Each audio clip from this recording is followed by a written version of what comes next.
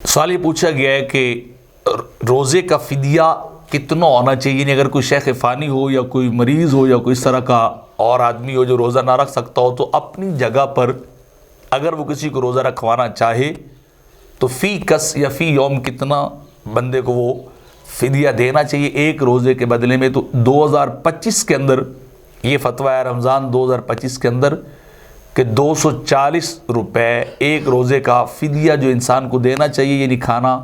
جو صبح شام کا جو بنتا ہے وہ کھلانا چاہیے، تو ایک روزے کا فدیہ اتنا جو ہے وہ دیا جا سکتا ہے۔ اور اسی طرح کہ اگر فطرہ جو ہے وہ کتنا ہونا چاہیے فی کس، تو وہ بھی 2025 کا جو فتویٰ ہے وہ 240 روپے عمومی طور پر گندم یا اس کے آٹا وغیرہ کے اعتبار سے، کہ اگر آپ گندم کے اعتبار سے دینا چاہتے ہیں اپنا صدقہ فطر یا اپنا فدیہ دینا چاہتے ہیں گندم کے اعتبار سے، آپ 240 روپے جو دیں گے، اور جو ہے وہ فی کس 700 روپے کے اعتبار سے ہوگا، کھجور جو ہے وہ عمدہ وہ 4000 فی کس ایک فرد کے اعتبار سے ہوگی، اور کشمش اچھی جو ہے وہ 6400 روپے۔ یعنی یہ چار الگ الگ چیزوں، گندم کا الگ ہے، جو کا الگ ہے، کھجور کا الگ ہے، اور کشمش کا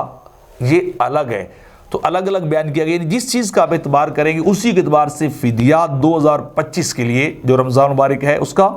240 روپے فدیہ بھی ہے فی فرد کا، ایک روزے کا جنہیں دیا جائے گا اس کو، اور اسی طرح صدقہ فطر بھی جو ہے فی کس 240 روپے گندم کے اعتبار سے ہے، جو کے اعتبار سے فی کس 700 روپے، اور کھجور کے اعتبار سے 4000 روپے، اور کشمش کے اعتبار سے 6400 روپے۔ یہ 2025 رمضان کا فدیہ ہے اور یہ صدقہ فطر بھی ہے۔